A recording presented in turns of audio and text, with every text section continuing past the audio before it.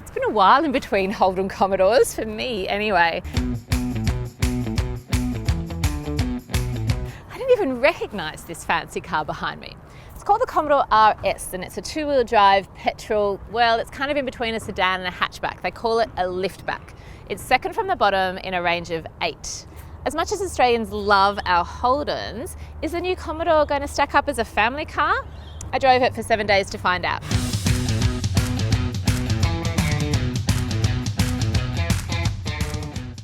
First up, it doesn't look like an old Commodore. It looks slick. The liftback shape tapers up towards the back corner and makes it look super sporty and ultra modern.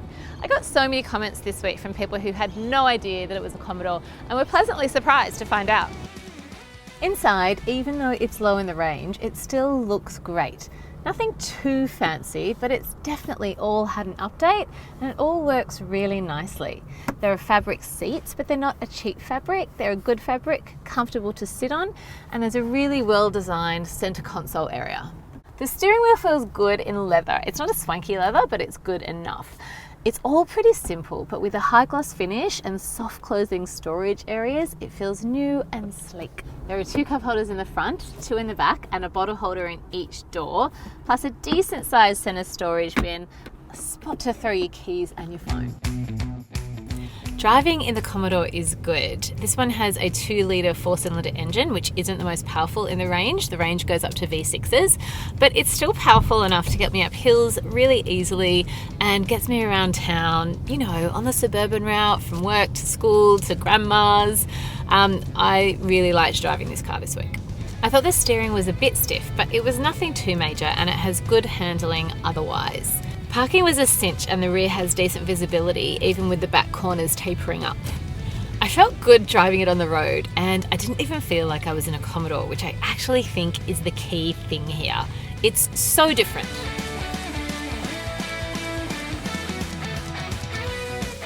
And it's spacious. In the front, there's enough room for my 185cm husband who drives like he's lying on a lounge.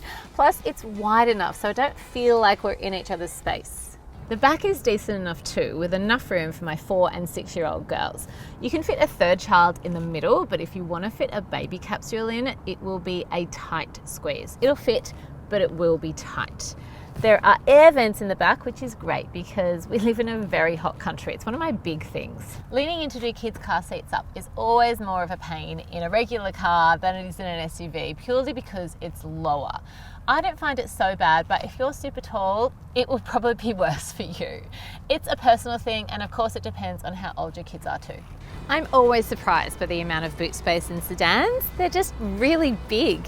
They're long rather than high like an SUV, but that's fine because it means it's all usable space and you won't have any issues with vision out your rear window.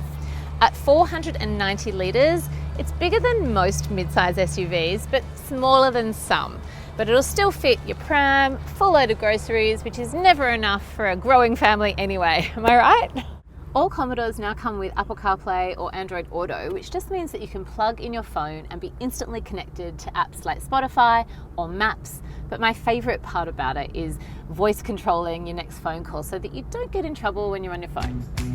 Safety in the Commodore range is well advanced and it comes with airbags for driver passenger plus side curtain airbags extending to the back row.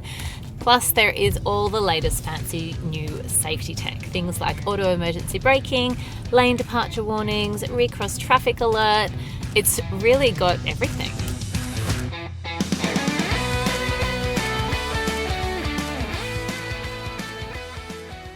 Holden Commodore a pleasant surprise this week, mainly for superficial reasons. It looks so good and I got loads of comments. It also drives really well, fits my whole family of 4 and has all the latest safety and technology. Great value for a car under 40 grand. I gave it a family rating of 7.5 out of 10. My children also gave it a 7.5. They like it being not so high off the ground so they can climb in easily.